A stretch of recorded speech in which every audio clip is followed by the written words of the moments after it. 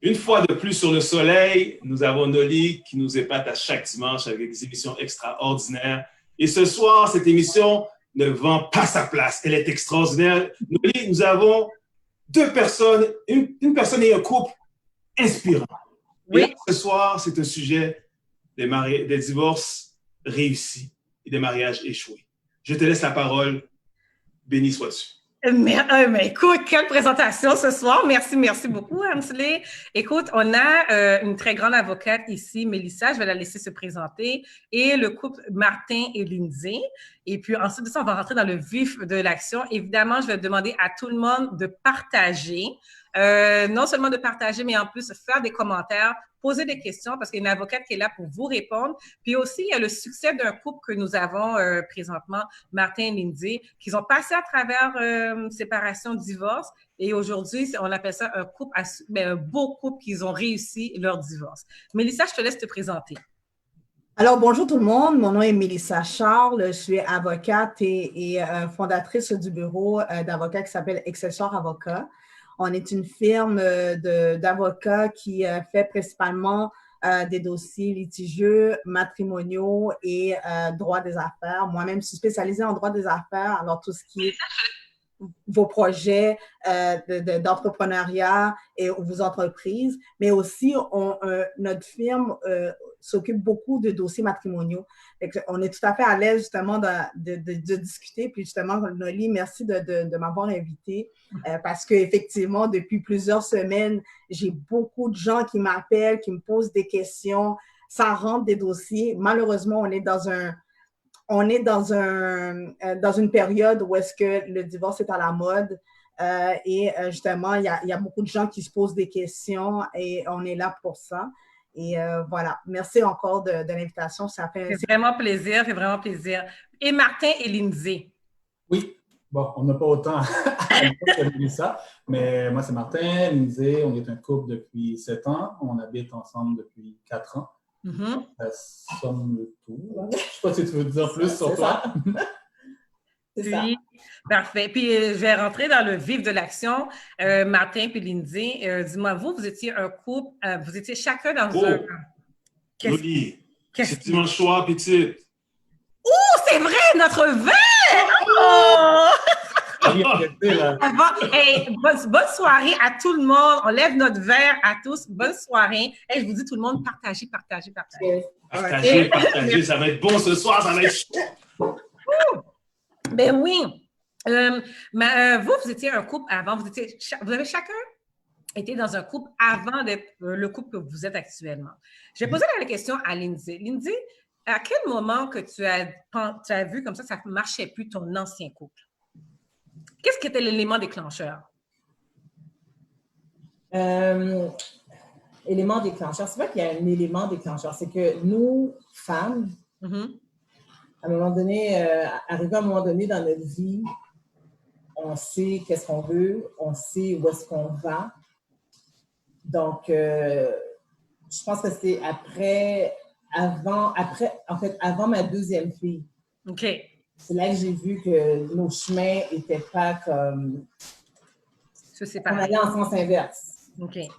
J'ai pris du recul, puis je me suis dit, tu sais quoi, c'est le temps pour moi de step up my game, en sachant qu'est-ce que je voulais, où est-ce que je m'en allais. Puis, donc, c'est l'élément déclencheur pour vrai, là, c'était ça. Mais tu as quand même eu un deuxième enfant, même si tu sentais que c'était pas... J'ai quand même eu un deuxième enfant, qui était une belle surprise. OK. Oui, qu'est-ce que t'as? Elle est pas loin. J'entends des basses dans le background. Oui, j'ai quand même eu un deuxième enfant qui était une belle surprise. Regarde, elle était là, j'allais pas... donc, j'ai pris mes bagages, comme on dit. J'ai avalé la pilule. Puis je me suis dit que, regarde, il fallait que je passe au travers. Je suis passée au travers. Mais est-ce que c'est vrai qu'une femme se sépare déjà à l'avance avant que... C'est vrai. C'est vrai. Quand une femme finit par dire à son ex que c'est terminé, c'est parce que ça faisait déjà longtemps que c'est terminé. OK. Quand une femme a le courage de dire à son ex-douce moitié, là, que regarde, it's done, I'm over it, c'est parce que ça faisait long, c'était quelque chose de mûri, de réfléchi. Il y a certaines personnes qui le font sur des coups de tête, mais en général, je dirais qu'à 90% là, des cas, quand une femme se décide de quitter le foyer familial, c'est parce que dans sa tête, c'était déjà préparé d'avance. Est-ce que si c'était l'homme, je ne sais pas dans votre couple, c'était qui a demandé le divorce ou la séparation, mais si c'est l'homme qui demande la séparation, est-ce que tu penses que ça devient plus lourd pour la femme ou quand la femme demande le divorce, l'autre accepte moins? Ça dépend de la personne. Mm-hmm. Ça dépend de la personne. Dans mon cas, c'est moi qui ai choisi de quitter. Puis, honnêtement, au début, j'étais comme, est-ce que je vais réussir? Est-ce que je vais être capable?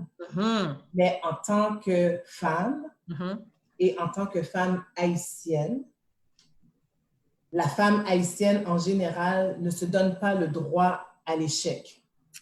C'est vrai ce que tu dis. Okay? En tant que femme haïtienne, mère de 2 filles, là, l'échec, c'était hors de question. Parce que tu veux élever des enfants à ton image. Donc, si je me laissais abattre par ma situation, ben, c'est quel genre d'enfant que j'allais élever. Donc, j'ai dû retrousser mes manches. Puis, c'est ça. Et c'est bon, c'est vraiment un bon point ce que tu dis. Bien, il faut que je vois Martin, toi, ta séparation, est-ce qu'elle était... Elle a pris une décision réfléchie, Lindsay. Toi, au moment où tu as pris la décision de quitter, est-ce que c'était, bon, ça ne marchait plus, puis on se lève, puis on part? C'était très réfléchi aussi, parce que ça faisait 13 ans qu'on était mariés. Donc, si après 13 ans de mariage, tu fais un coup émotionnel, puis tu passes un coup de tête, c'est pas la bonne chose à faire. Donc, je suis quelqu'un de rationnel. C'est quelque chose de réfléchi, qu'on a discuté. C'était ma décision, mais c'est quelque chose qu'on a quand même discuté à 2. Je n'ai pas dit un jour à l'autre, c'est fini, puis on n'en parle pas. On a quand même discuté. Puis on a bel et bien vu que, tu sais, on n'était plus rendus à la même place. On était ensemble depuis que j'avais 19 ans. OK. Donc, à 19 ans, puis au début de trentaine, tu n'es plus la même personne. Entre 30 et 50, c'est différent, parce que tu as mûri à un autre niveau, là. Mais de 19 ans à 30 quelques années, je n'étais simplement plus la même personne. C'est rien de mauvais. Hein. Il n'y a rien contre elle ou rien contre moi. C'est juste que nous deux ensemble, ben, on était rendus dans un chemin. Anthony, il y a déjà, tu avais des points que tu voulais rajouter? J'ai une question, et puis il y a quelqu'un qui a pensé la même chose que moi. Est-ce que tes talents de chanteur de compas ont séduit Lindsay? Ça m'a fait fuir plus que d'autres choses. Je pense pas que c'est un talent, en fait. Si j'étais bon, je serais un vrai chanteur. Là. Donc, je m'amuse plus que d'autres choses. Lindsay, qu'est-ce que tu en penses, toi? Ou pas qu'à parler? Lindsay, ça, c'est pas moi, c'est le public. Regarde, à chacun ses passe-temps. Hein? À chacun ses passe-temps. Voilà. Aussi simple que ça. OK. Mais j'ai réussi à la faire venir dans une vidéo une fois. Oui, c'est vrai, je l'ai vu. Ça a pris beaucoup, beaucoup de négociations. Et un peu d'alcool. Écoute, Mélissa, c'est beau à voir. Mais dis-moi, est-ce que ça se passe comme ça quand les gens viennent dans ton bureau? Malheureusement, non. Dans mon bureau, juste pour te dire, là, j'ai une boîte de Kleenex dans ma salle de conférence. Okay. Puis la boîte de Kleenex est souvent utilisée, puis c'est tout à fait normal. Les gens, quand ils viennent voir un avocat, sont rendus dans un niveau où est-ce que, OK, it's over, là. J'ai pris toutes les dispositions possibles, puis là, on pèse sur le bouton rouge, puis on va voir un avocat. C'est ça. Mais moi, ma job, c'est avant, quand ils viennent me voir, la première question que je leur pose, en fait, c'est 2 questions. Y a-t-il moyen de revenir ensemble? Ça, c'est une question légale que je dois obligatoirement poser. Et avez-vous vu un médiateur? Parce que la médiation, c'est un service que le gouvernement vous offre. Je pense que c'est 5-6 heures gratuits. Le médiateur, là, juste pour ouvrir une parenthèse, il n'est pas là pour vous forcer à revenir ensemble. Vraiment pas. C'est pour faciliter les échanges, la communication et faciliter le divorce en tant que tel. Fait que c'est là la négociation se fait. Fait que là, au niveau de votre maison, qui reste, qui part, la garde d'enfants, la pension alimentaire ou quoi que ce soit. Fait que tout ça, ça se fait devant un médiateur au lieu devant un juge. Fait que si vous avez une entente, OK, on écrit toute l'entente dans un papier. Je sais que je sais que Martin n'aime pas ça, là, mais on écrit tout ça dans un... Moi, j'aime pas l'entendre. Comme j'ai déjà parlé avec toi, Mélissa, mais c'était ce que j'aimais pas. Moi, quand j'ai vu une médiatrice une fois avec mon ex par rapport, puis elle insistait, la personne, pour dire, OK, on avait la garde partagée, on s'était entendu là-dessus. OK, mais là, tu le ramènes le vendredi à 5 h. Pas 5h02, pas 5 h. Regarde, on va se calmer. Là, c'est des enfants, c'est des humains. Là. Puis si l'enfant est en train de manger, je ne vais pas l'arrêter de manger pour... Puis moi, mon ex, on s'est toujours entendu là-dessus, puis on a juste dit qu'on a laissé faire la médiation parce qu'elle insistait, Pâques, c'est avec telle personne, c'était vraiment tout sur écrit. Ça peut être bon pour certains couples. Pour nous, on n'avait pas besoin de ça. OK. Fait que c'est ça. Fait que là, normalement, s'il y a une entente, on fait toute une entente, on va l'homologuer devant le juge. Fait que on confirme devant le juge. S'il y a des cas où est-ce qu'il n'y a pas d'entente, alors à ce moment-là, ben, la médiatrice, elle me l'envoie. Fait qu'on va voir mettre Charles. Fait que, mais quand on arrive chez toi, il faut absolument qu'on a passé sur l'étape de médiation. Non, elle n'est pas obligatoire, mais elle est fortement recommandée. OK. Lindsay, toi, est-ce que tu as passé par l'étape de médiation? Non. Non, pas du tout? Non. L'étape de la médiation. Je pense que tu l'as une fois. Ça remonte à loin. Tu sais, il y a des choses que tu peux garder. Je pense qu'on a eu recours à la médiation une seule fois, puis on a dû aller en cours. Moi, c'était pas aussi... c'est pas aussi simple. C'était pas rose, mettons. OK.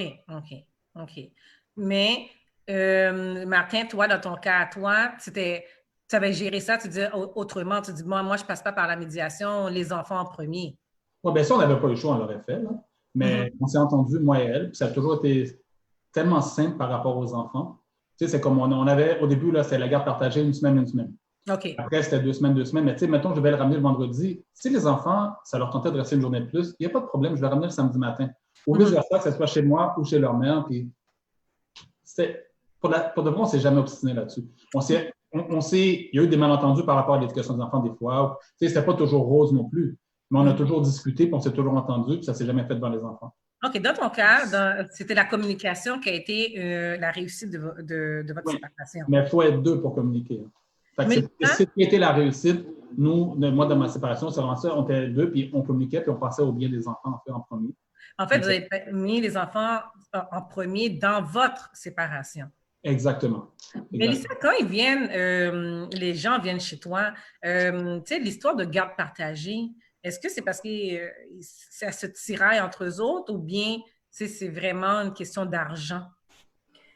Mais d'abord, pour la garde partagée, c'est à savoir, c'est quoi l'intérêt des enfants, fait que c'est souvent si l'homme part de la maison, ben, il va prendre un appartement à côté de la résidence familiale pour être proche des enfants. Fait que là, c'est là que c'est plus facile la négociation de la garde partagée pour faire une semaine. Et si, mettons, il y en a un qui est à Laval puis l'autre est à Longueuil, là, ça risque d'être plus compliqué de faire le une semaine parce que les enfants, ils vont rester dans leur lit, dans leur chambre puis dans leur maison, puis ils vont continuer d'aller à l'école à côté. Fait que là, à Laval. Fait que s'ils vont à Longueuil, ça va être tough de monsieur l'amener chaque jour à 8 h du matin. Fait que là, c'est une question c'est sûr qu'il y a des discussions, il y a une communication qui doit se faire entre parents. Si ça s'entend pas, bien, c'est sûr que le juge, il va prendre une décision selon les intérêts de l'enfant en tant que tel. Là. Il va pas le donner automatiquement à la femme parce que le père était adultère. Il va donner la garde selon, il va se poser la question, quel est l'intérêt de l'enfant si je prends telle décision versus telle décision? C'est comme qui va... Mais dans combien de jugements l'enfant est donné au père comparativement à la mère? On n'a pas entendu souvent que ça arrivait. En fait, c'est du cas par cas. C'est pas du père versus la mère. Puis ça, c'est un stéréotype, là, souvent qu'on est, qu'à cause que je suis la femme, ben, c'est moi qui aura l'enfant. C'est pas vrai, c'est pas comme ça que ça fonctionne. C'est vraiment une question de... je sais qu'il y a des pères qui se sont délaissés pour dire « Oh, ça ne me tente pas d'aller fight parce que je vais perdre. » là. Vraiment pas. Parce qu'il y a des femmes, peut-être carrément, elles n'ont pas la capacité à être monoparentales. Elles n'ont pas la capacité à take care les enfants seuls. Puis le père est beaucoup peut-être plus présent que la mère.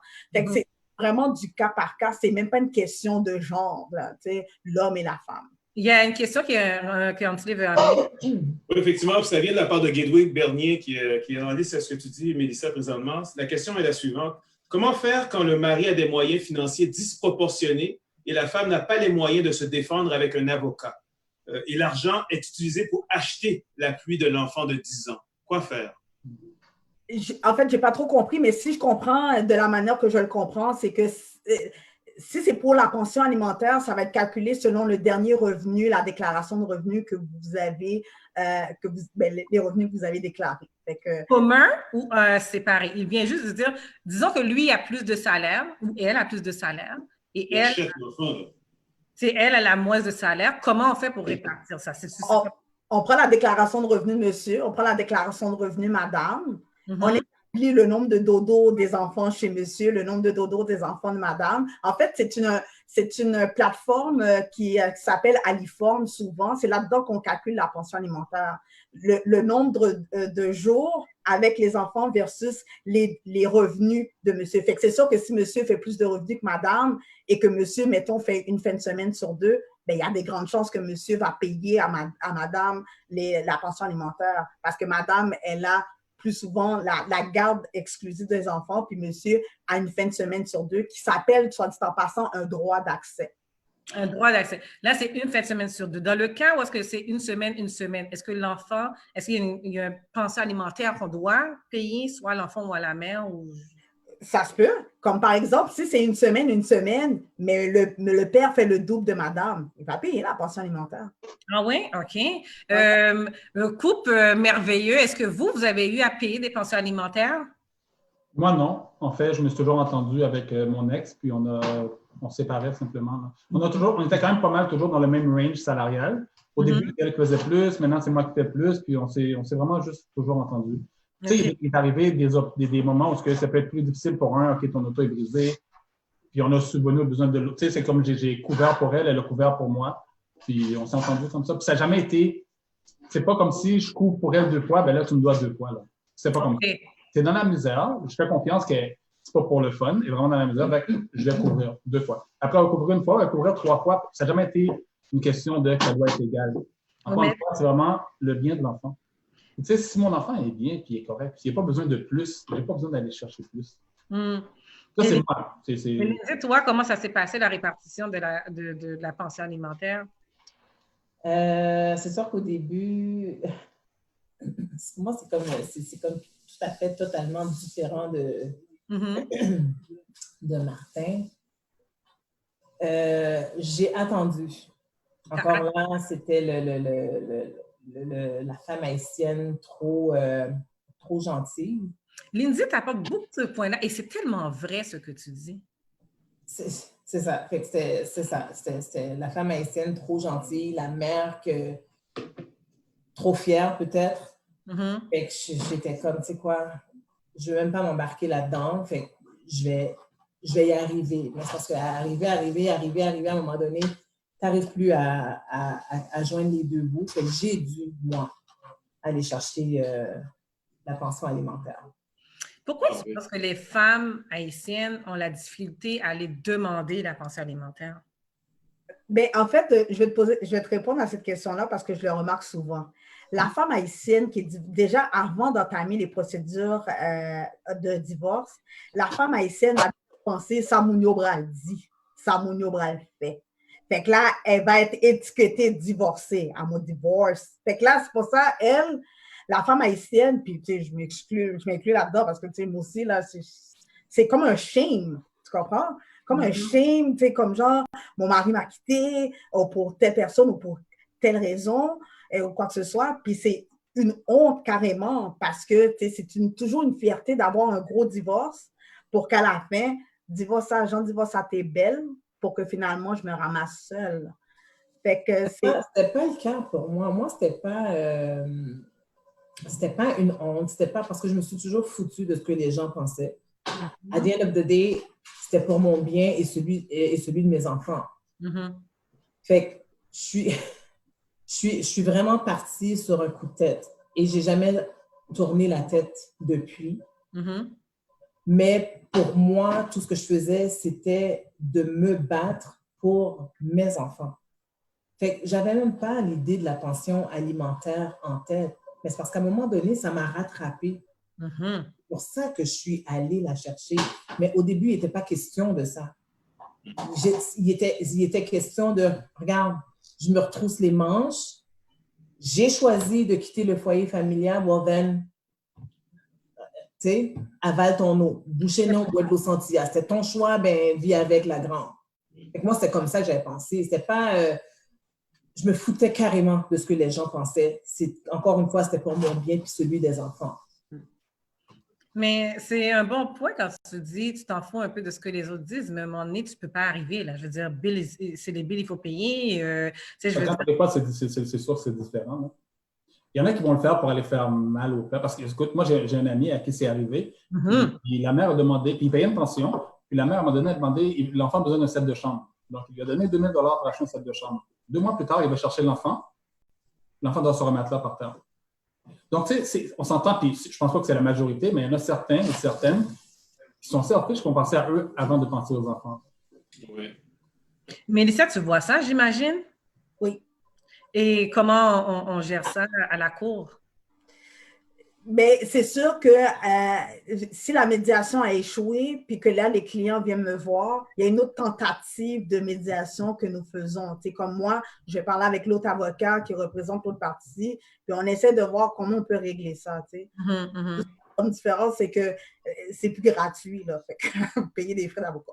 Fait que là, mais fait qu'on a tendance à toujours régler le dossier.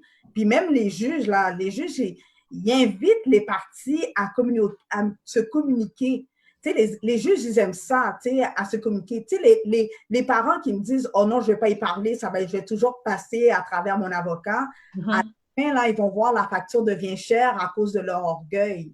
Puis comme je te disais, je pense que j'en avais déjà parlé à Noli puis à d'autres personnes, plus vous êtes orgueilleux, plus vous êtes émotionnel, plus le divorce vous coûte cher. Parce que vous passez vos intérêts avant les intérêts des enfants. Puis ça rejoint à ce que Martin disait. Normalement, comme pour la question là, qu'on se pose ce soir, qu'est-ce qui fait un divorce réussi? Bien, c'est à cause qu'on pense aux enfants d'abord. Je vais donner mon exemple, en fait, c'est quand je suis parti, on avait une maison. Oui, on avait acheté une maison. Je suis parti, je suis adapté dans un appartement, dans un 3,5 au début. J'aurais pu forcer la vente de la maison. C'est dans mes droits de forcer, puis on s'achète, je prends mon cash down, puis j'achète une autre maison. Non, mes enfants sont bien là. J'ai trouvé un appartement pas trop loin, puis j'étais heureux comme ça. Tu as laissé la maison à ta femme? Ben, pendant 2 ans, elle l'a gardé. Après, on l'a vendu, mais ça n'a pas été sur le coup. On l'a vendu quand elle a pu racheter de son côté et moi de mon côté aussi. Donc, tu as attendu. J'ai attendu exactement. Mais c'était dur pour moi. C'était la première fois de ma vie que j'étais en appartement. Mais ça ne me dérangeait pas. Mélissa, comment ça, tu vois, il a tellement beau point. Comment ça fonctionne la séparation des biens? Bon, moi, de mon... vas-y. Non, vas-y, Martin, peut-être. Moi, de mon côté, en fait, c'était simple. On se regardait, puis on se regardait. OK, moi, je prends la télé. On a plusieurs télés, donc j'en prends une, tu gardes une. Je pense que j'ai laissé pas mal de choses, comme c'est dans la maison et tout, puis j'ai pas mal recommencé à neuf avec beaucoup de meubles. Mais c'était ma décision. Puis peu importe, c'est même pas obstiné, j'ai dit OK, je veux prendre ça, c'est pas obstiné, parfait. Puis ça a vraiment bien été pour de vrai là-dessus. Donc je sais que c'est pas le cas pour tout le monde, malheureusement, mais c'est vraiment pas obstiné. Puis encore une fois, c'était pas égal. Et même au niveau du divorce, on aurait pu dire ah, mais tu sais quoi, elle, ça fait 3 ans plus qu'elle travaille, elle a plus de REER, plus de fonds de pension, je vais aller prendre. Non. Nous, c'était clair, on est allé au divorce, on a dit, tu sais quoi, je garde mes choses, tu gardes tes choses, puis c'est tout. Aussi simple que ça. Pour répondre à la question, Noli, un divorce, un mariage normal, sans contrat, par défaut, le régime, c'est la société d'acquet. OK. L'acquet, c'est là où est-ce qu'on a tous les biens, puis on split 50-50. J'ouvre déjà une parenthèse. Tous les biens que vous avez accumulés avant le mariage, on appelle ça des biens propres. Ça, c'est des biens qui vous appartiennent. Normalement, on ne touche pas à ça. Ceux qui sont accumulés pendant. Là, on va, ce qui est divisible, c'est pendant le mariage. Fait que le jour où est-ce que vous êtes mariés, jusqu'au jour où est-ce qu'il y a la cessation de vie commune. Puis la cessation de vie commune, ça pourrait être comme par exemple, là, vous faites chambre à part. Là. Il y a eu une jurisprudence pour dire, OK, monsieur est en bas, madame est en haut. C'est reconnu comme une cessation de vie commune. Même si on a la même adresse. Même ceux qui ont la même adresse, OK? Fait que c'est pas nécessairement que monsieur est parti en appart ou quoi que ce soit. Ça se peut que monsieur, j'ouvre une parenthèse là, mais ça se peut que monsieur n'a pas d'argent pour aller en appartement maintenant. On va se séparer, je vais être dans le sous-sol, madame va être en haut. Fait que c'est reconnu comme une séparation de corps. OK? Là, les biens qui sont accumulés pendant le mariage, on appelle ça les acquets. OK. On appelle société d'acquets. Fait que là, on divise en deux. Fait que là, c'est sûr qu'il y a, bon, il y a une question de la résidence familiale ou quoi que ce soit, qui reste, qui part. Il y a une question de RRQ, fonds de pension, les REER, tout ça. Fait que tout ça, c'est les meubles, le char, c'est tout ça, tous les biens qui ont servi au couple pendant le mariage, ça, il va falloir faire des discussions pour voir comment on le sépare. Fait que c'est sûr qu'il y a une communication qui se fait entre conjoints, entre ex-conjoints. Ça, c'est cette communication-là qui se fait généralement devant le médiateur gratuit. OK. Fait que là, c'est pour ça que je voulais revenir. C'est important pour moi que les gens puissent bien comprendre l'importance de la médiation. Sinon, si ça ne fonctionne pas, alors à ce moment-là, on s'en va devant le juge parce qu'on ne s'entend pas. Comme par exemple, moi, si je désire de rester dans la maison, puis monsieur désire rester à la maison, mais on ne peut pas habiter tous les deux, bien, on n'aura pas le choix de vendre. Fait que là, on vend notre maison. Ou sinon, il va falloir que tu m'achètes ma partie parce que c'est généralement 50-50 qu'on achète une maison, mettons. Ah, c'est de voir comment on fait ce partage-là, tout ça. Fait que soit tu le règles hors cours, médiation, tout ça, même entre avocats, ou soit tu le règles devant un juge, la séparation des biens. Et quand tu vas devant un juge, moi je suis curieux, moi je vais te dire, mon divorce m'a coûté 700$ en tout. OK? Mais quand tu dois aller devant le juge pour séparer tout ça, c'est quoi la moyenne des frais d'avocat et tout ça? Bien, ça dépend, c'est du cas par cas, c'est de l'heure. Moi, je charge de l'heure. Fait que, tu sais, toute la préparation de la requête, les discussions qui doivent se faire avec, c'est difficile de donner un prix, mais normalement, le average, ça pourrait être dans les 5 000$ parce qu'il y a plusieurs interventions qu'on fait avec le client, avec la partie adverse, et aussi préparer, attendre une date de cours parce qu'il y a un délai qu'on doit respecter qui est prévu dans le Code de procédure civile pour présenter notre requête, pour présenter devant le juge. Fait que tout ça, puis il y a des frais judiciaires, il y a des frais de huissier parce que quand on doit signifier la requête, on doit le donner par huissier. Fait que techniquement, il n'y a pas de montant précis, c'est du cas par cas. Il y a des cas où est-ce que ça se fait real quick. J'appelle, puis OK, on règle ça, tout ça. Ou ça prend plus de temps. Puis comme je vous dis, plus vous êtes émotionnel, plus ça coûte cher. C'est rendu, j'avais eu un dossier où est-ce que ça discutait pour la garde d'un chien. OK. La garde d'un chien, hein? Oh, c'est un chien. Fait que là, je vous assure, là, c'était pas quelqu'un de la communauté, là, mais tu sais, quand on est rendu à peu près dans les 12-15 000 $ de frais d'avocat, là, je pense que, bon... Mais ça dure combien de temps, un divorce? Tu vois, Martin a dit que ça lui a coûté 700$. Je ne sais pas combien de temps ça a duré ton divorce, ça avait l'air d'être clair et précis. Je sais pas là, le temps que tu remplis les papiers, ça a coûté 700$ parce qu'au début, on voulait le remplir nous-mêmes. Quand on s'est présenté à la cour 3 fois, puis il manquait toujours quelque chose. On a dit qu'on va payer un avocat. Mais c'est un avocat commun, en fait. On trouvait ça en ligne, divorce à l'amiable, puis 500$, tu donnes tes informations, ils remplissent tous les papiers pour toi. Tu déposes à la cour, puis ça, c'est même pas 700 parce que c'est 115$ rendu à la cour. Je pense 115$. Puis après, c'est quelques mois, puis tu reçois ton papier de divorce. Mélissa, ça dure combien de temps, la procédure? Écoute, j'ai des dossiers où est-ce que la cessation de vie commune est datée depuis 2012, puis le jugement de divorce n'a pas été encore rendu. Au moment où on se parle. Oui, mais 2012, mais c'est quand est-ce qu'ils ont demandé le divorce? Parce que nous, on a attendu plusieurs années, mais une fois qu'on l'a fait, c'est pas long. Non, mais parce qu'il y avait une question c'est du cas par cas. Mais dans le cas que j'ai en tête, il y avait une question de médiation, ça n'a pas fonctionné, mais ils se sont concentrés davantage sur la garde d'enfants et la pension alimentaire. Ils ont comme mis de côté le divorce. OK. Puis ils se sont prononcés davantage sur la garde et pension. Fait que pendant ces années-là, c'était un débat de garde d'enfants, puis pension alimentaire, garde d'enfants, pension alimentaire. Les enfants sont rendus adultes? Non, ils ne sont pas encore rendus adultes. Mais le jour où est-ce que justement je parlais avec la fille en question dans ce couple-là, qui a un partenaire, j'ai dit, tu sais que tu ne pourras pas te remarier parce que la bigamie, c'est criminel au Canada. Il y a quoi, la bigamie? Parce qu'elle est encore mariée. Elle ne peut pas se remarier avec un autre homme. OK. Antilé, oui, vas-y. Il y a une question en lien avec ce que Mélissa dit, puis c'est dirigé vers Martin et Lindsay. Parlons un peu de l'adaptation des enfants au divorce. Comment arrivez-vous à annoncer aux enfants la séparation et comment s'y prendre pour qu'ils s'adaptent à leur nouvelle vie sans impact majeur sur leur développement? Et Martin et Lindsay, c'est à vous avant Mélissa. Ouh, Lindsay, t'as beaucoup de courage. Je suis allé avant pour te laisser. Moi, écoute, c'est pas facile.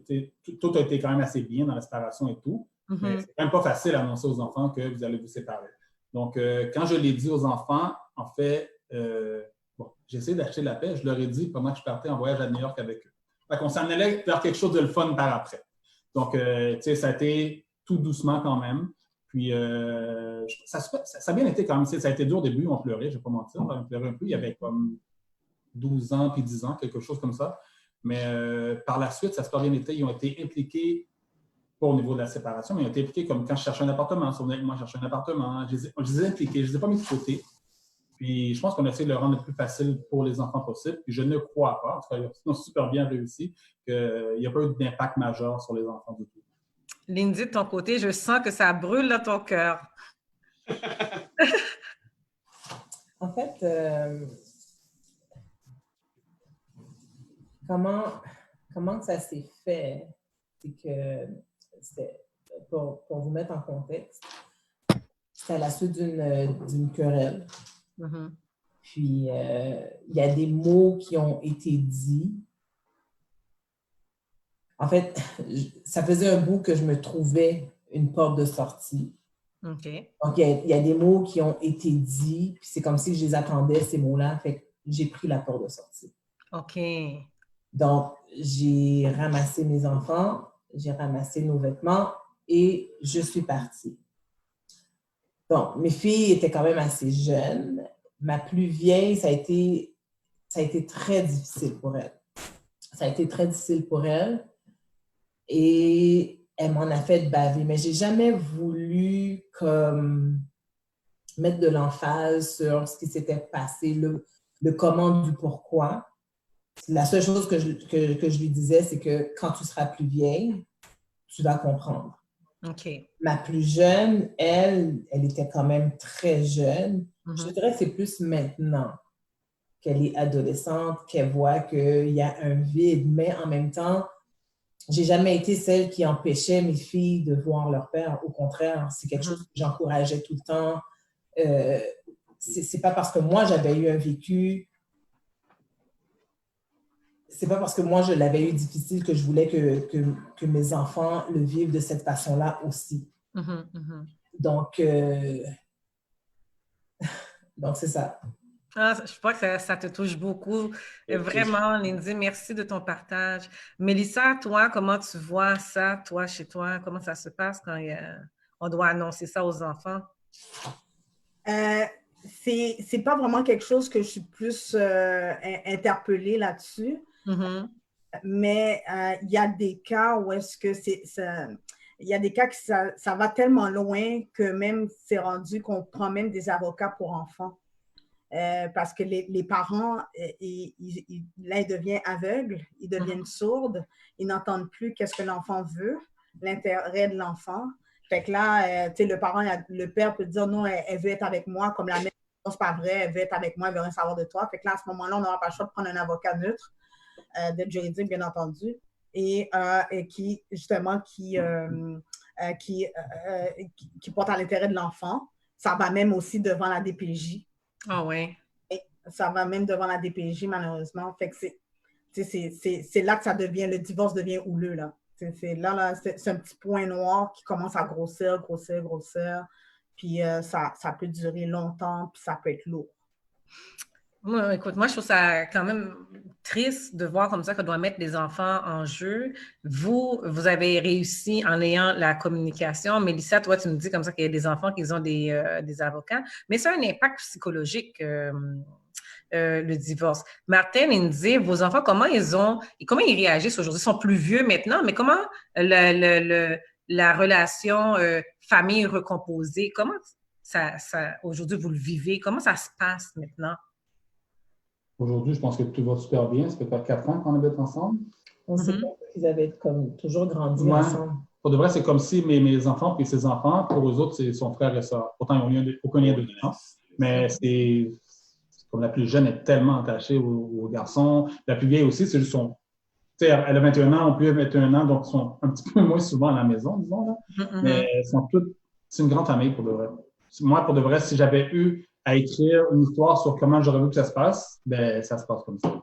Mais tout le monde habite sur le même toit? Tous les enfants habitent sur le même toit? Exactement, oui. Mais là, les enfants sont plus vieux, fait que c'est sûr que la garde partagée, ils vont puis ils viennent quand ils veulent, là, en fait. Mais à la base, tout le monde vit chez toi? Oui, ils sont toujours à la maison. Lindsay, ça m'amène... Comme pendant ton confinement, là, les enfants, chaque semaine, ils allaient passer 2-3 jours chez moi, fait que c'était quand même moitié-moitié. Depuis qu'ils sont rentrés au cégep, je dirais... des fois, ils vont passer 3 semaines chez leur mère, ils viennent ici 2 semaines. Des fois, ils vont passer un mois ici. Il n'y a pas de égal. Là. Ils font ce qu'ils veulent. En fait, depuis qu'ils nous tiennent au courant. Puis, malheureusement, pour eux, ils ne peuvent pas dire « je m'en vais chez mamie » pour nous mentir, pour aller ailleurs, parce qu'on se parle. Fait qu'on sait. Mais c'est bien que vous parlez. Lindsay, je te pose une question un petit peu plus pointue, mais est-ce que tu parles avec l'ex aussi? Non. Non? Donc, toi, ton rôle de belle-mère, elle est comment? Comment tu joues ce rôle de belle-mère?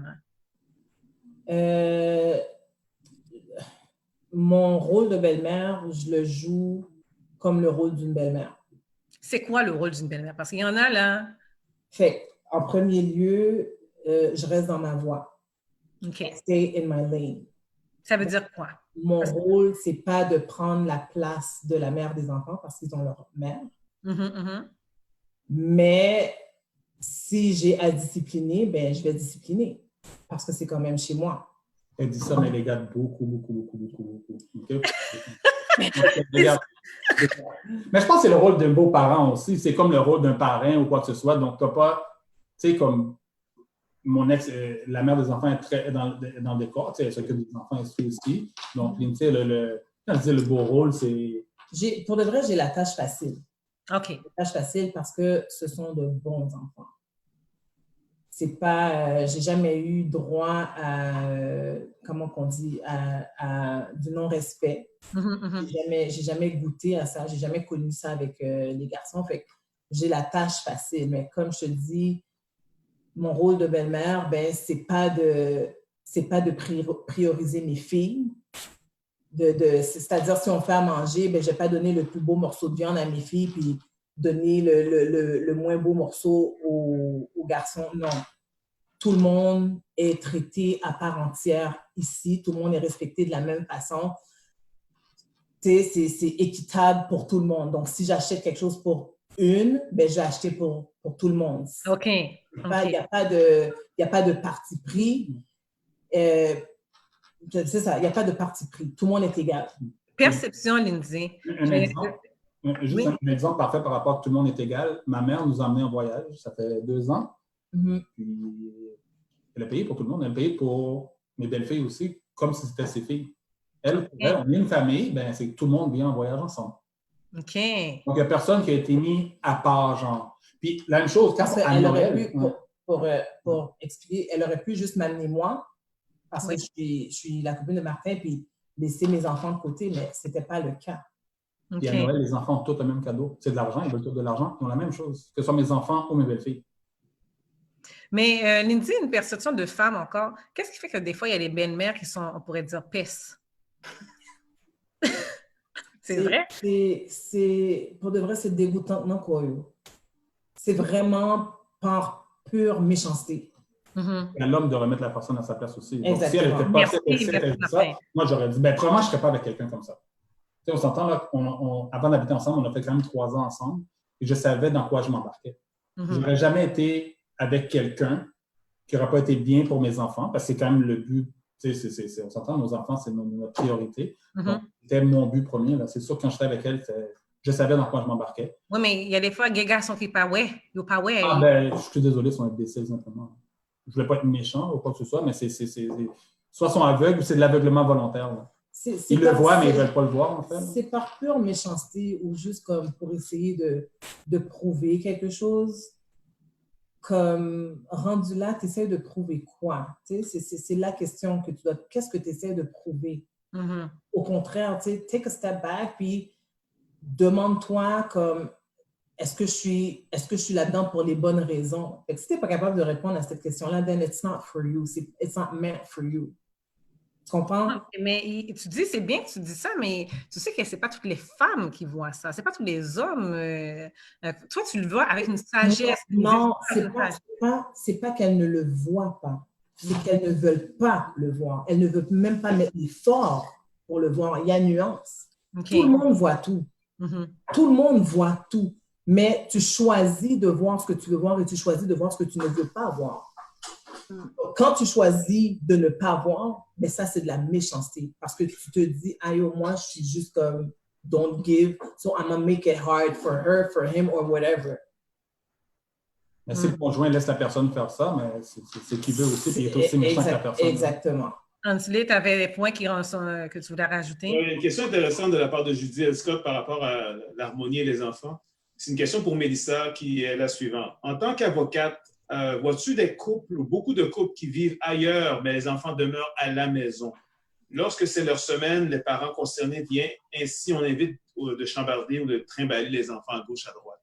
Est-ce que c'est tout ce qui aide dans la relation d'après-mariage? Bien, ce que je vois souvent, c'est, comme mettons, là, dans le une semaine, la mère, c'est sa semaine, mais c'est la grand-mère qui take care les enfants. Fait que les enfants sont chez leur grand-maman parce que leur grand-maman est retraitée, elle fait à manger, elle fait les devoirs. Fait que la grand-mère joue le rôle de la mère. Fait qu'il y a des fois, le père, lui, quand il n'y a rien à faire, ça l'agace. Ou ça peut être vice-versa aussi. Pour dire, ben, pourquoi je dois lui donner la garde à elle si c'est la grand-mère qui take care? Fait que je suis en garde partagée avec la grand-mère ou pas? Fait que ça, c'est la question qui revient souvent. Puis bien entendu, si on s'en va devant le tribunal, devant les tribunaux, devant le juge, bien, c'est sûr comme argument, on dit, regarde, techniquement, on donne la garde entre parents, pas entre grands-parents. Fait que si tu n'as pas la disponibilité d'être avec l'enfant, bien entendu, on va lui donner à l'autre parent, à l'autre tuteur légal, qui est soit le père ou la mère, avant qu'on commence à penser à la grand-mère, la tante, le cousin, la cousine ou quoi que ce soit, qui sera capable de rapatrier les enfants chez eux. Moi, j'ai une question. Je ne suis pas dans les communes, fait que je ne peux pas poser une question là-dedans. J'ai une question pour toi, Mélissa. Avec ce qui se passait avec le COVID et tout ça, là, le confinement, est-ce que tu as vu plus de... Parce que je sais qu'il en parlait beaucoup dans les nouvelles. Est-ce que tu as vu plus de demandes de divorce ou de séparation par rapport à ça? Oui. Oui, tout à fait. Qu'est-ce qui a amené ça? Bien, en fait, avant de répondre à cette question-là, il faut que vous sachiez, puis ça, c'est courant. Il y a des périodes très spécifiques pour les demandes de divorce. Les périodes chaudes, OK? On parle de janvier, après Noël, avant les vacances d'été et à l'automne, à la rentrée. Ça, pourquoi? C'est chaude, là. Le téléphone sonne.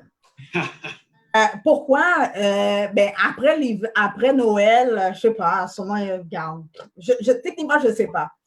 On dirait peut-être c'est psychologique, techniquement, je ne sais pas. Bon, juste pour dire, Noël, là, le 23 décembre, c'était la dernière journée où est-ce que Excelsior fermait. Il y a une dame qui m'a appelé pour faire une demande de divorce. Fait que là, j'ai dit, OK, on se calme. Je dis, regarde, va faire Noël avec ton partenaire, là. C'est comme cadeau, puis tu me rappelleras après. Tu sais, elle ne m'a jamais rappelé. Okay. Mais qu'est-ce qui s'est passé dans la période de COVID? Dans la période de COVID, là, tu sais, moi, c'est ce que j'ai constaté. L'homme et la femme, on dirait qu'ils ne sont pas capables de vivre ensemble 24 heures sur 24.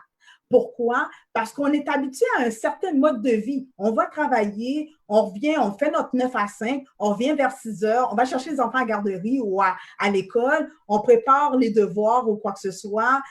Encore, la communication ne se fait pas pendant le 9 à 5. La communication ne se fait pas parce qu'on fait les devoirs avec les enfants. C'est peut-être en mangeant, si tout le monde mange sur la même table, on fait une petite communication. Là, par la suite, c'est le bain pour les enfants. Puis là, c'est arrivé vers 9-10 heures, on est dans le lit, comment c'était la journée, puis c'est le petit coin amoureux. Mais là, imagine le 9-10 heures, ce qu'attend qu'on dort, c'est pendant 24 heures sur 24. Là, tu sais, il n'y a plus de métro, boulot, dodo, là. C'est plus ça, là. t'es comme, oui, chérie, là, tout le temps, là. Oui, chérie. Puis là, à un moment donné, je disais, je pensais pas que tu étais comme ça. Tu n'es pas l'homme que j'ai connu il y a 20 ans ou il y a 15 ans ou quoi que ce soit. Fait que ça, c'est les constats que j'ai, parce que j'ai fait quelques recherches, puis c'est les constats qui reviennent plus souvent. Mais, ou sinon, ça pourrait être un cumulatif d'impressions pour dire, OK, là, je suis tannée, puis en plus, je suis stockée avec toi. Oh non. Mais moi, ça me met en questionnement parce que quand j'ai entendu ça, les statistiques disent que depuis la période du confinement, il y a beaucoup de couples qui se séparent. Je me suis dit, mais vous ne connaissez pas avant? Il y a quelque chose qui... vous n'avez pas passé du temps avant? Pourquoi que maintenant, il y a le confinement, mais tout d'un coup, au contraire, pour moi, le confinement devrait être le cocooning. Martin, tu vas nous en parler parce qu'on t'a vu sur les réseaux sociaux. Tu sais, vous étiez ensemble en cocooning, c'était le party, on vous voyait danser. Mais pourquoi? Vous connaissez? Je pense qu'il y en a beaucoup que peut-être que les gens ne sont pas souvent à la maison, sont souvent à l'extérieur, puis là, tout d'un coup, tu n'as pas le choix. Là, même si tu veux sortir, il n'y a rien. Tout est fermé, tu n'as pas le droit, sinon tu prends une étiquette. Donc, ils sont pognés à la maison. Puis en fait, c'est peut-être des couples qui ne devaient pas être ensemble simplement. Là. Parce qu'ils se retrouvent ensemble, puis c'est là qu'ils apprennent à se connaître, puis ils sont... Oui, mais on se marie. Ça veut dire que quand on se marie, j'imagine qu'on se connaît. Toi, quand tu as pris la décision d'habiter avec Lindsay, vous vous dites, OK, là, maintenant, on est rendu à cette étape-là. Donc, tu as fait le tour pour dire, bon, mais on va vers l'avant. Exactement. Non, c'est sûr et certain. Mais comme je te dis, chaque couple est différent. Moi, c'est pas compliqué. On est souvent... Tu sais, le confinement, oui, ça fait un changement. Mais on n'est pas des gens qui sortent beaucoup. C'est sûr, si tu regardes mes médias sociaux, tu dis, il est toujours dehors. Mais non, je filme quand je suis à l'extérieur. Mais quand je suis à la maison en train de regarder une émission, je ne suis pas en train de le montrer à tout le monde non plus. Non. 95% du temps. Donc, pour nous, il n'y a pas une grosse différence. On ne sort pas beaucoup, surtout pas en hiver. Donc, peut-être l'été, là, c'est sûr, ça va être dur, l'été. Mais en hiver, on oublie seulement sortir avec mon manteau, ça ne m'intéresse pas du tout. Donc, mais Mélissa, c'est une grosse différence pour nous. Ça m'amène à te demander ceci, c'est quoi les motifs, les plus grands motifs de séparation? Ouais. Les cas typiques qui reviennent dans mon bureau, ça, c'est les cas que j'ai constatés, puis c'est les dossiers qui me reviennent souvent. Puis ça, je prépare les hommes, là, je ne vais pas vous dénigrer, là. D'ailleurs, je vous aime bien, je suis aux hommes, j'aime bien les hommes ou quoi que ce soit. Ansley est prêt à répondre, Martin est prêt à répondre. J'attends les pointes, là. C'est des cas où est-ce qu'il y a des femmes, puis j'ai des clients hommes, en passant. Fait que, il y a des femmes qui viennent, comme par exemple, ils se sont mariés avec un gars en Haïti, comme par exemple, c'est un mari, les gars, il est venu, elle parraine ou quoi que ce soit. Elle, ça peut être une infirmière ou une personne qui travaille au gouvernement, fait qu'un beau salaire, elle a un bon fonds de pension, quoi que ce soit. Monsieur qui vient d'arriver, malheureusement, il n'y a pas les mêmes équivalences de notes, fait qu'il doit refaire son cégep ou son université, je dis ça de même. Mais, tu sais, puis là, il apprend encore la job, fait que là, il doit aller dans la manufacture ou bien faire un taxi ou quoi que ce soit. Fait que là, déjà, la femme, elle a un plus gros salaire que l'homme. Fait que là, l'ego fait tout.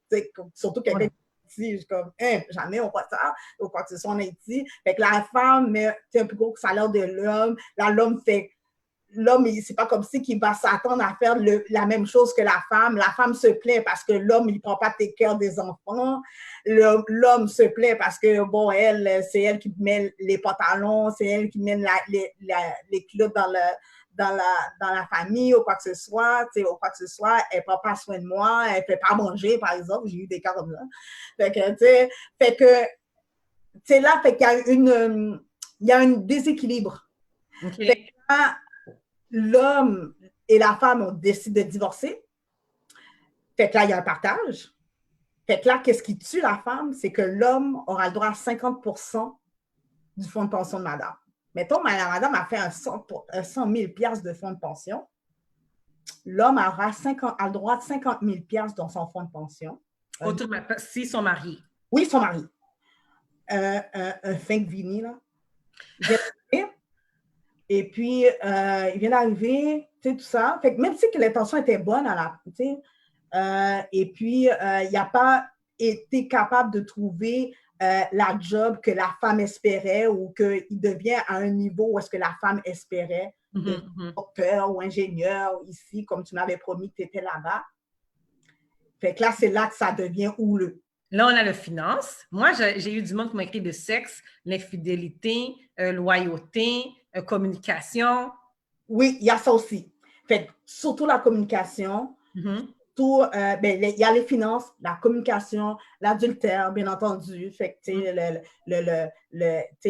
l'homme ou bien tant l'homme que la femme. Hein. J'ai eu des cas où est-ce que c'est la femme qui était carrément l'adultère là, dans le dossier. Là. C'est tous des cas comme ça. J'ai même eu un cas où est-ce que c'était un homme qui m'a dit qu'on a des enfants et puis depuis qu'on a eu des enfants, elle prend plus soin des enfants, mais elle est devenue une mère, mais elle a oublié d'être femme. Ah! Et des cas comme ça. Ouais, elle a oublié d'être femme. Fait que, tu sais, oui, elle prend soin des enfants, mais et moi, dans tout ça, c'est encore son mari, tu sais. Fait que quand l'homme m'a dit ça, j'étais comme, oh, wow, c'est comme, OK. Puis, est-ce qu'il y a eu des communications? Bon, quand tu disais elle a oublié d'être femme, ben moi, je comprends, mais disons comme ça que ça veut dire quoi? Ben, elle a oublié d'être femme, c'est que, tu sais, les femmes, comme on est, qu'on n'a pas d'enfants, tu sais. Fait que, belle pépante. Tu sais, comment on est quand on n'a pas d'enfants, mais quand on a les enfants, tu sais, on est plus, on devient maman, on porte plus attention à notre rôle de mère, puis notre rôle de femme, tu sais, la femme qui take care son mari, qui chouchoute son mari ou quoi que ce soit. Fait que ça diminue, tu sais, tout ça. Fait que la synergie n'est plus là en tant que telle. Fait que quand je suis pas psychologue, là, mais c'est des cas que je vois quand je pose la question pour savoir quelle est la raison de votre séparation, mais ce sont ces raisons-là qui reviennent. Une des raisons que tu as mentionnées, c'est la communication. C'est tellement cliché de dire communication, mais c'est ce qui fait qu'un couple fonctionne.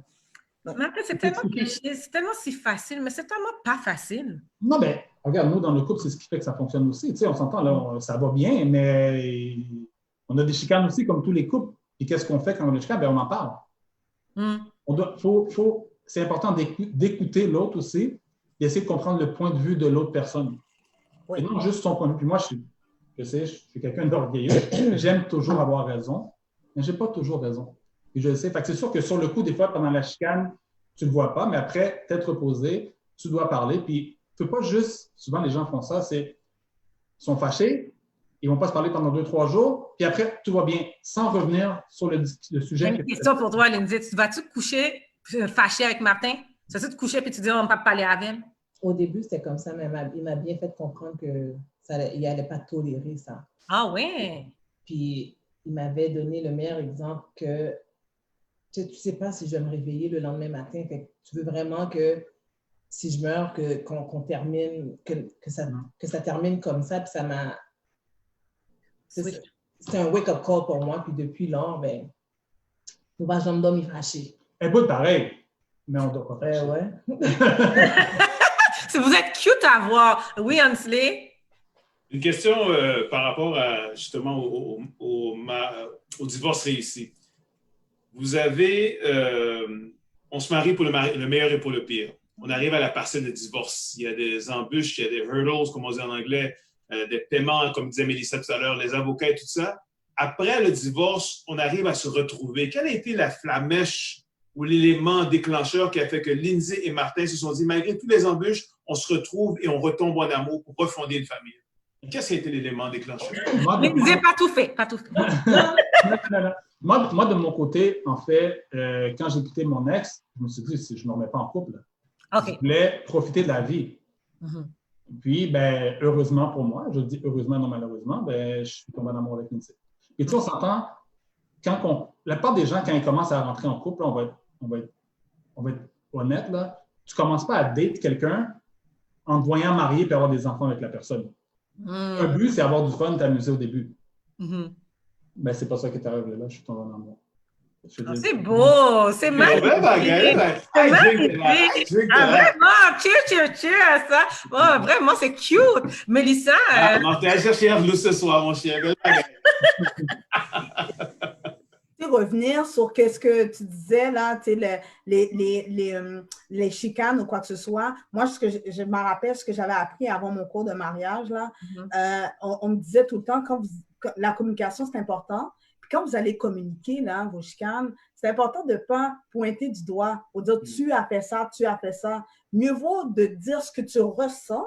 Moi, je sens juste moi, je ressens quoi, au lieu de tu as fait ça, tu aurais pu de, non. Fait que c'est moins attaquant, de parler de soi-même, de parler de nos sentiments, que pointer du doigt à la personne. Mais c'est pas facile. Tu sais, quand tu es fâché, tu peux pas. Tu sais, la personne a fait quelque chose, tu vas pas dire je, tu vas dire ben tu. La première chose que tu vas faire, c'est le. Mais je pense que qu'est-ce que ça veut dire? Tu dois lui dire comment que tu te sens. Ouais, non, j'ai fait quelque chose, mais comment est-ce que tu te sens par rapport à ça? Martin, Lindsay, est-ce que c'est facile? Mais non, je n'ai pas dit que c'est facile. La communication n'est pas facile. C'est pas facile non plus. Tu dois faire un effort. Lindsay, j'adore! Non, mais chaque personne doit mettre de l'eau dans son vin. Oui, je comprends. Chaque personne doit mettre de l'eau dans son vin, mais ce qui n'est pas facile, dans le fond, c'est de trouver les mots exacts pour exprimer ce que tu ressens sans blesser la personne. Parce que des fois, on s'entend que les mots que tu utilises peuvent être harsh, puis ça peut ça frappe fort. Mais d'un autre côté, c'est mieux que ça sorte comme ça sort, au moins c'est sorti. Oui, mais comme tu as dit, ça peut blesser. Tu sais, des fois, on dit des mots, tu sais, des fois, ça sort de notre pensée. Ça peut blesser, mais c'est là que la communication rentre en jeu. Fait que si la personne est capable de dire, regarde, tu sais, de faire un retour, c'est toujours bien de faire un retour. Puis la personne est capable de dire, tu sais, j'ai pas aimé quand tu m'as dit telle affaire, ça m'a fait mal pour telle raison. Puis à ce moment-là, l'autre personne, elle est conscientisée que, oh shit, c'est vrai, tu as raison, j'aurais pas dû dire ça comme ça, voici ce que je voulais dire. Puis à ce moment-là, tu trouves les mots exacts. C'est sûr que sur le moment de la colère, c'est pas l'idéal. Qu'est-ce que Martin et moi, on fait bien souvent? Ben moi, plutôt, parce que vu que j'ai tellement de difficultés à m'exprimer, je dis, regarde, j'ai pas envie de parler maintenant. Soit que je monte, je vais décompresser ou je vais prendre une marche, puis après ça, je retourne. Mais tu sais quoi? Tel bail fait tel genre, tel genre fait tel genre. Mais c'est ça. C'est tellement sage ce que tu dis. Mélissa, on devrait avoir des couples comme ça tout le temps. Hein? Il n'y aurait pas eu de job. Ben, j'aurais pas de job. Fait que... Je suis désolé, on n'est pas client pour toi. Mais en passant, tu n'es pas une avocate familiale seulement, tu es aussi corporatif. Puis il y a un point que je voulais amener. Tu sais, si tu as des gens qui ne sont pas nécessairement, tu sais, ils se séparent de façon, tu sais, ils ont des business. Comment on fait ça? Comment on gère la séparation de hommes et femmes d'affaires? Écoute, il y a des cas où est-ce que, tu vois, il y a des cas où on parle d'enfants, garde d'enfants. Là, c'est même plus, il y a des gardes d'enfants, mais aussi il y a des gardes d'entreprise.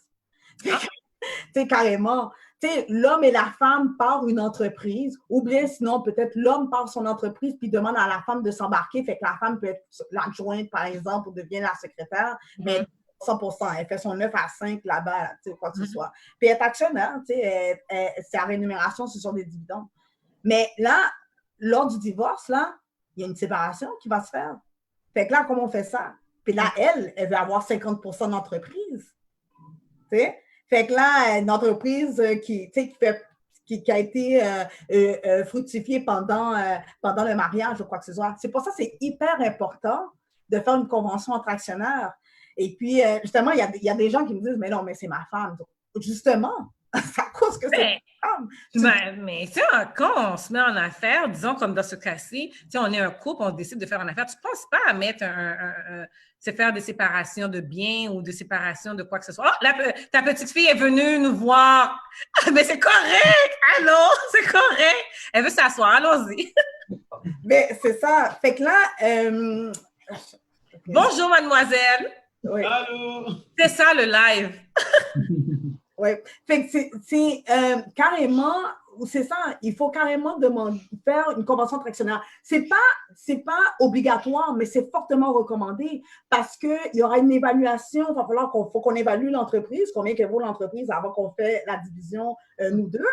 Puis ça, c'est plus de frais, c'est demander des experts devant les tribunaux ou quoi que ce soit. Puis là, c'est plus long, c'est plus émotionnel ou quoi que ce soit. Mais si on a mis une convention entre actionnaires pour dire en cas de séparation ou en cas de divorce, ben toi, tu pars avec ça ou il y aura tel montant, tu pars avec ça ou quoi que ce soit, au moins, ça va être déjà réglé. Tu sais? OK.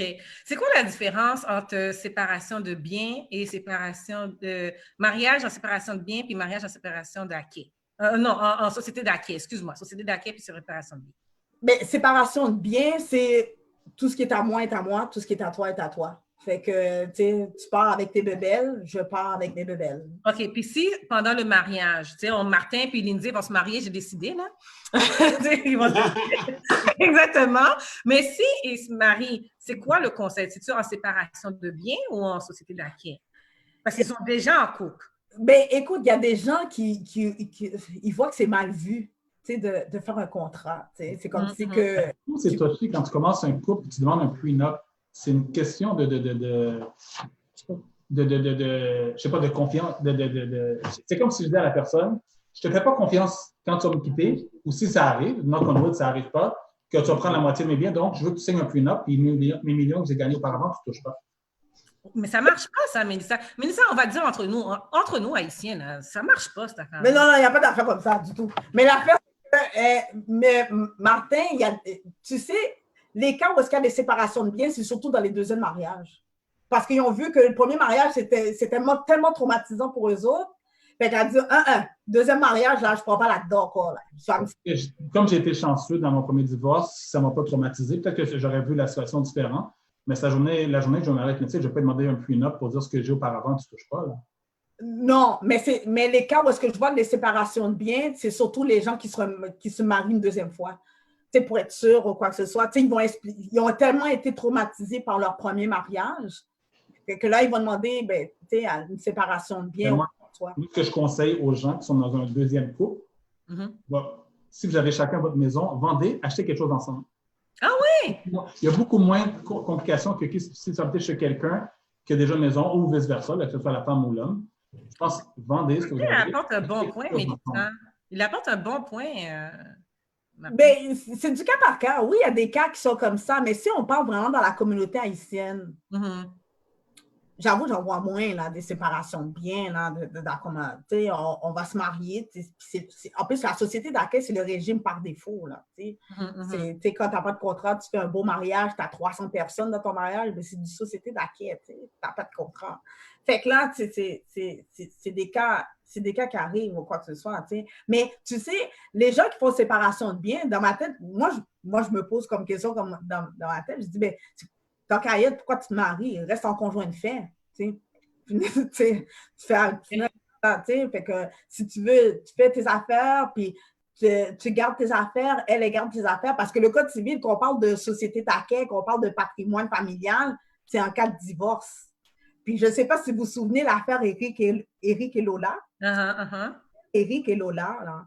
Lola, c'était avec des conjoints de fait, mais Lola, elle demandait tout ce qui est les affaires de patrimoine familial, le partage, comme si elle était mariée.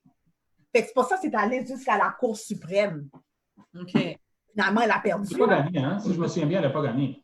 C'était en 2013-2014. Okay. Elle n'a pas gagné. Elle a perdu. Oui, parce qu'elle demandait le partage patrimoine familial, elle demandait une pension alimentaire pour elle.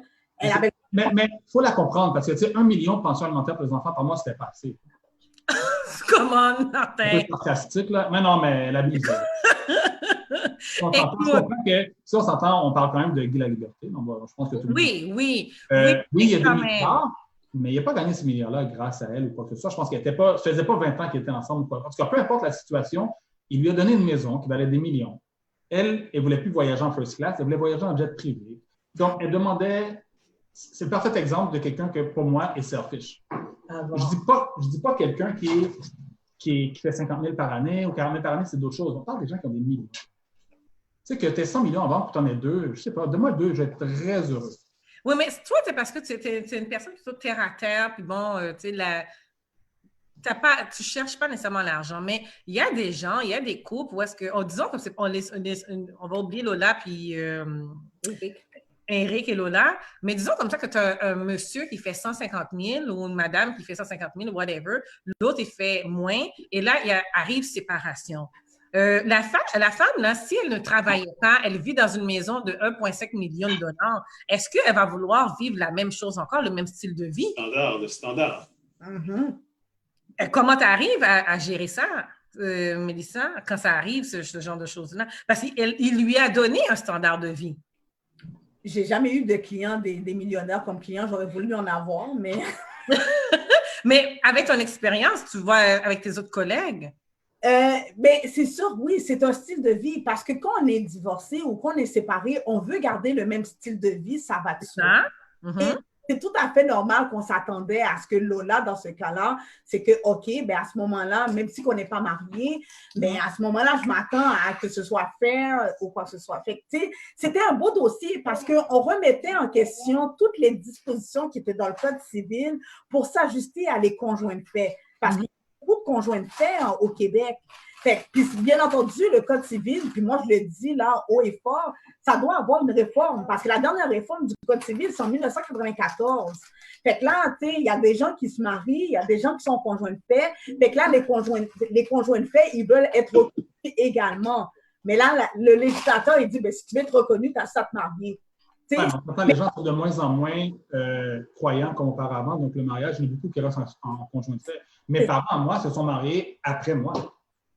C'est ça. Et pourtant, il y a des gens, ça ne fait pas partie de leur valeur, le mariage. Moi, rester en concubinage ou avec mon conjoint, ça fait partie de mes valeurs, puis c'est tout à fait noble, et puis que, tu sais, c'est correct. Mais, tu sais, c'est le Code civil qui doit s'ajuster à la nouvelle réalité, à la société québécoise présentement. OK. Bien, je comprends, mais disons qu'on arrive dans un cas de divorce, le monsieur fait plus, je veux juste avoir la réponse. Mélissa a vraiment les réponses légales. Est-ce qu'il doit donner le même style de vie? On va pas aller là, Eric.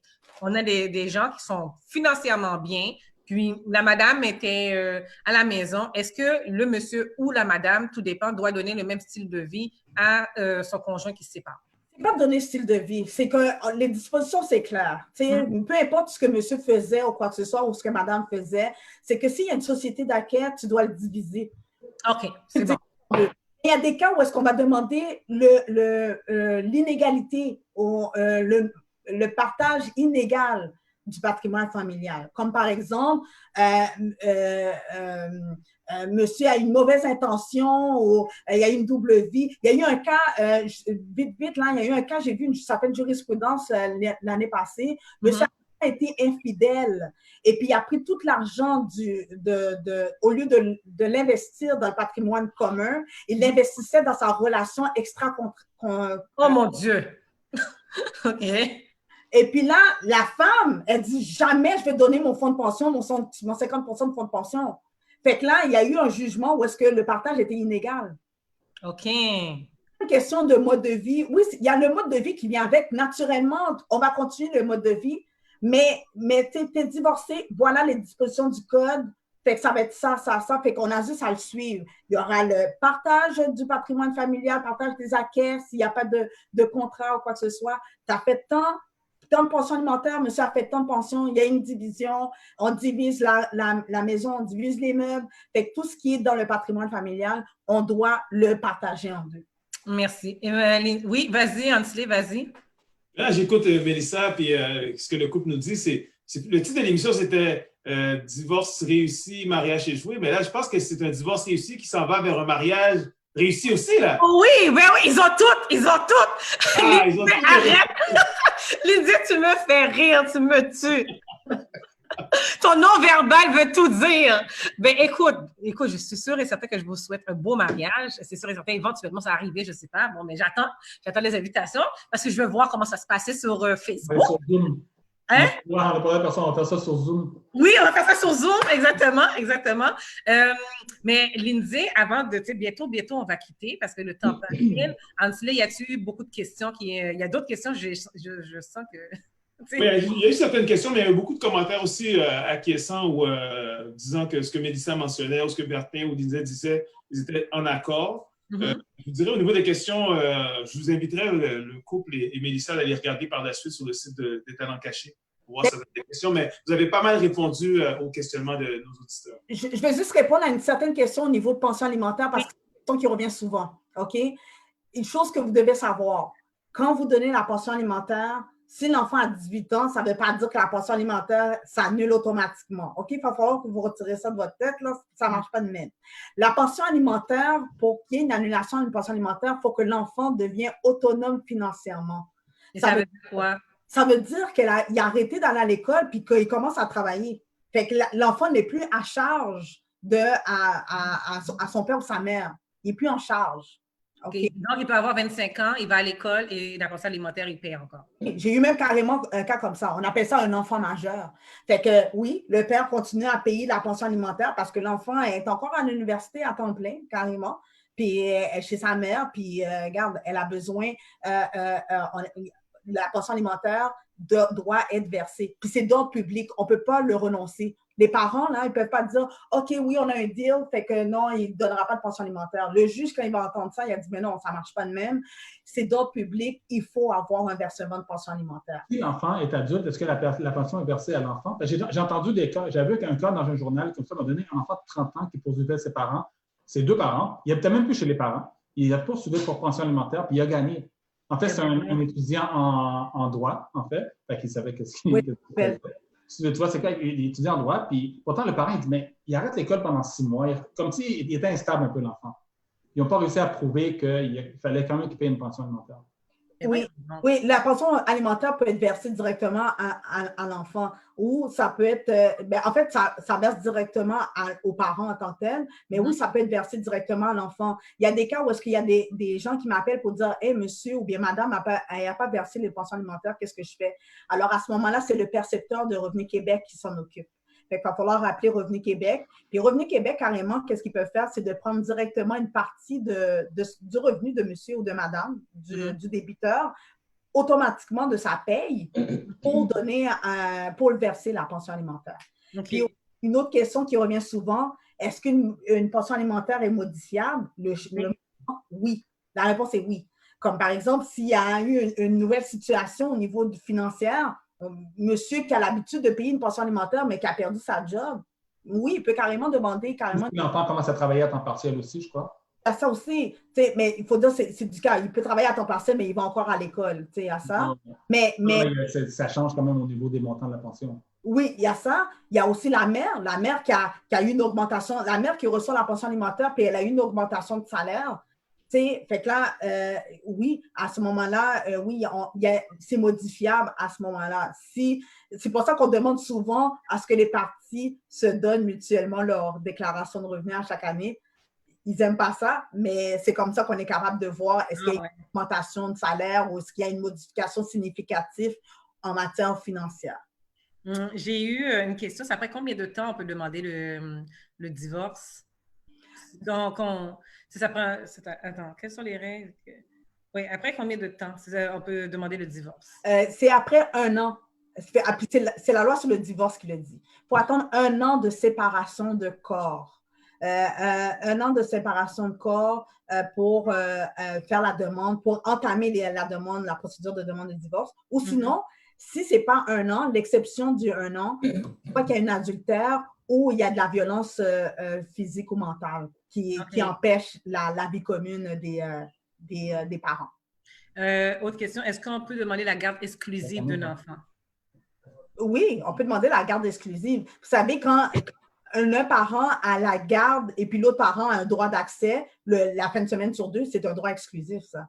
OK, une fin de semaine sur 2, c'est un droit exclusif? Oui, c'est un droit exclusif. Fait que là, en fait, on peut demander, mais encore une fois, ça revient à ce qu'on disait au début, Noli, c'est l'intérêt des enfants pour savoir, la personne qui quitte le chez-soi, bon, de quelle manière que les parents vont manager au niveau de la garde ou quoi que ce soit.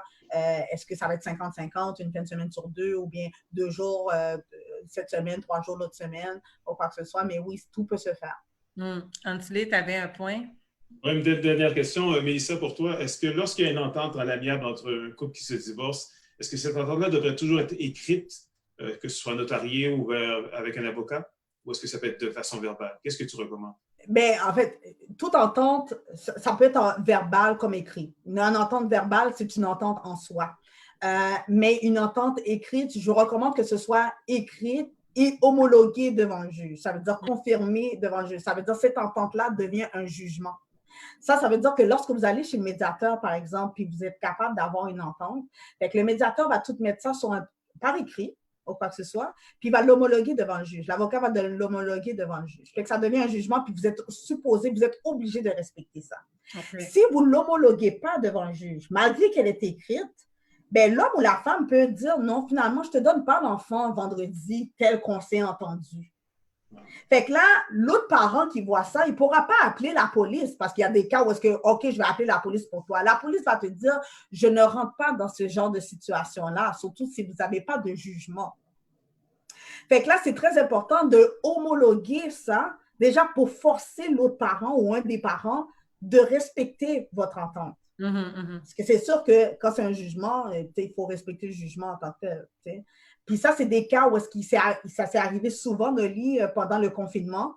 Il y a eu des ententes, ça a été homologué devant le juge, puis soit madame ou monsieur pour dire non, je ne te donnerai pas l'enfant parce que à cause de la période de la COVID, pandémie. Oui.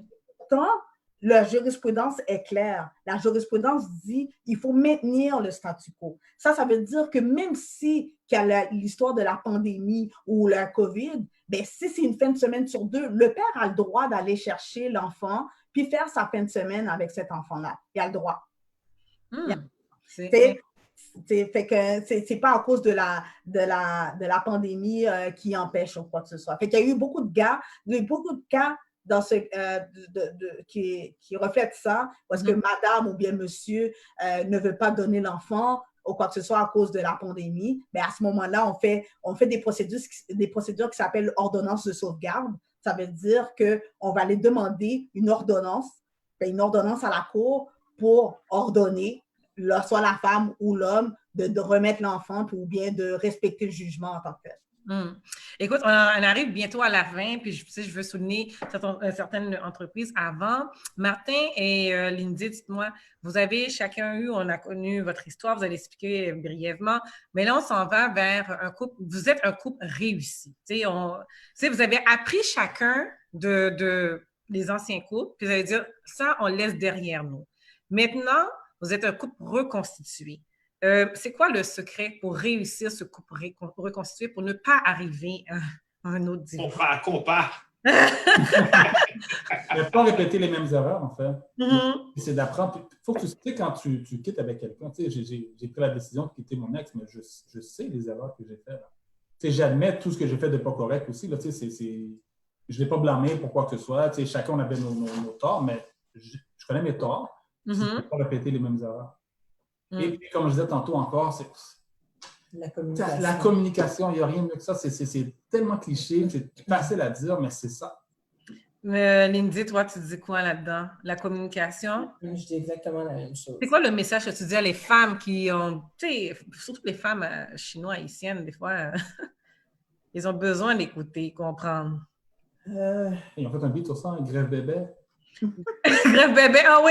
C'est quoi ça? Je connais pas. Non, je n'ai pas dit que c'est toi, mais écoute, si on fait un beat qu'on passe sur ça, il y en a beaucoup qui vivent ça. C'est le boudage, en fait, c'est comme pas parler. Qu'est-ce qu'ils disent dans la musique, en fait, c'est que tu es fâché. En fait, c'est que tu es fâché, puis tu vas faire 5 jours sans parler à la personne ou whatever. Ça ne marche pas chez vous. Lindsay, vas-y. On m'avait mis ça clair dès le début. Je vais être emmerdant. Elle va bouder et je vais l'emmerder. Je vais parler. Elle va falloir que je me parler. Pour de vrai? Je suis emmerdant. Puis c'est la même chose avec mes enfants. Écoute, elle trouve ça bizarre au début. Je vais crier sur mes enfants, je vais les chicaner.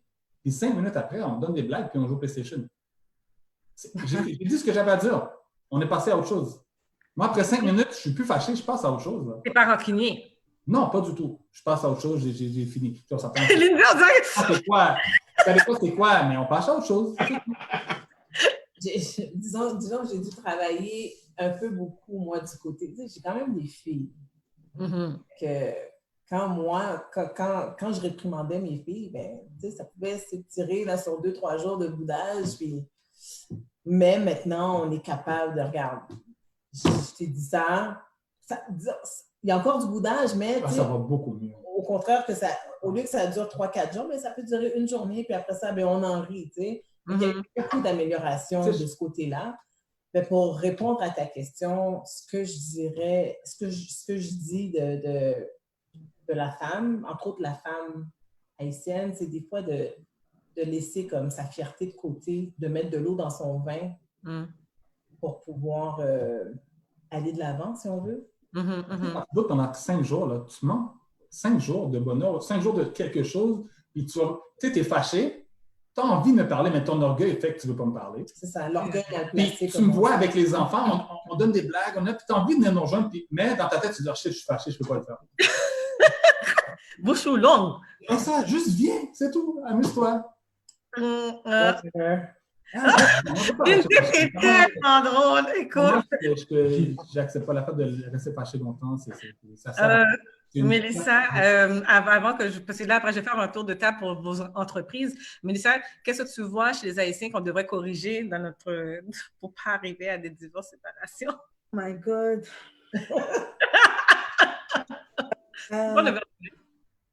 Ben, je pense que c'est la communication. C'est vraiment une question de communication, je crois. Et ça revient tout le temps, cette affaire de communication-là. On devrait peut-être prendre un cours de communication. Ben, en fait, tu sais, c'est à cause de l'éducation qu'on a reçue. Voilà. Ça va plus loin que ça, parce que quand nos parents nous réprimandaient pour quelque chose, c'était « pas garder manger, baisser tes tout », puis tu n'avais pas le droit de répondre. Maintenant, le temps a changé. Où est-ce que tu regardes tu sais, je ne veux pas dire les enfants blancs, mais dans les autres communautés, où est-ce que l'enfant a le droit de parole? Excuse-moi, quand on dit qu'on entend des bagages comme ça, non, ce n'est pas possible chez nous. Fait en vieillissant, ça nous est resté. Fait tu sais, quand tu voulais parler, on dit « Oh, comment ça vous parler? » Fait ça nous est resté. Fait en vieillissant, comme... Je suis désolée, comment tu veux que je communique quand toute ma vie, on m'a dit comme « Yo, on va parler là.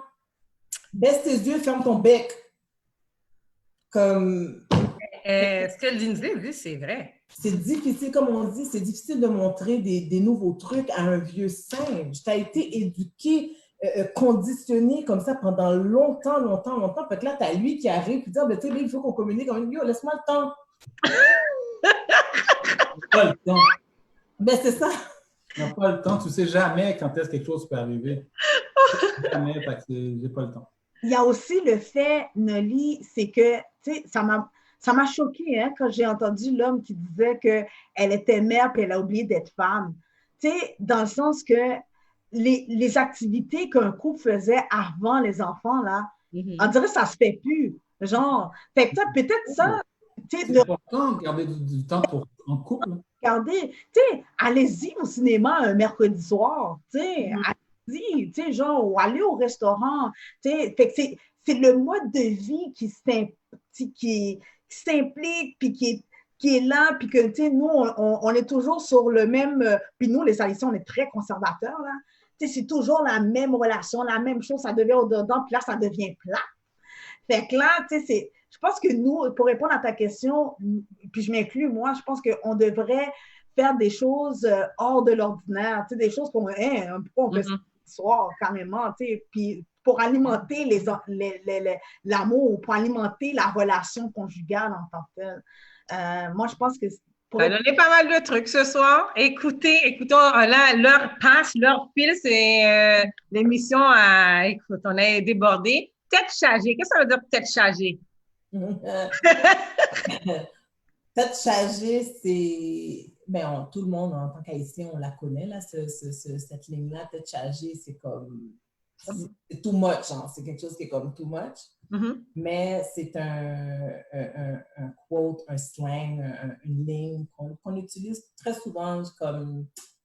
T'as bien fait tête genre, puis la personne te répond... Ah yo, t'es chargé, comme si... Oui. C'est too much. Too much. Fait que c'est ça, too much. Puis cette ligne-là, ben, c'est ma copine. Elle s'appelle? Nali. Elle s'appelle Annalie Gentil. Mais c'est ça, she goes by the name Nali Gentil, DJ Nali. Fait qu'elle a pris cette ligne-là, qu'elle dit, elle explique que c'est sa mère qui l'utilisait beaucoup. OK. Fait qu'elle a pris cette ligne-là, puis elle a décidé d'en faire son branding. Puis elle fait des chandails, donc des t-shirts, des crewnecks comme Martin porte. Des verres. Oui. Ah, c'est bien. Des verres, des hoodies, des camisoles, puis il y a d'autres choses aussi qui s'en viennent. Elle a sa page Facebook et sa page Instagram. Puis si on veut la rejoindre sur Facebook, Instagram, c'est quoi les coordonnées? En fait, Nali, c'est une multitask. OK. Donc, vous pouvez... Elle offre des services de peintre. Elle est aussi DJ. Et donc, elle a sa page de peinture qui est Agi Peinture. Je ne sais pas si je me souviens pas. Tu me l'enverras, puis on va le rajouter sur la page. Sinon, en tant que DJ, vous allez la trouver sur Facebook et Instagram sous le nom de DJ Nali et la page Tête Chargée, Instagram et Facebook. OK. Alors, moi, j'invite tout le monde à aller tag son nom Tête Chargée. Écoutez, il faut encourager les Black owners dans notre communauté. Oui. Et vraiment, ils ont chacun des talents. Là, Lindsay et Martin ont amené Tête Chargée par Nali. Oui.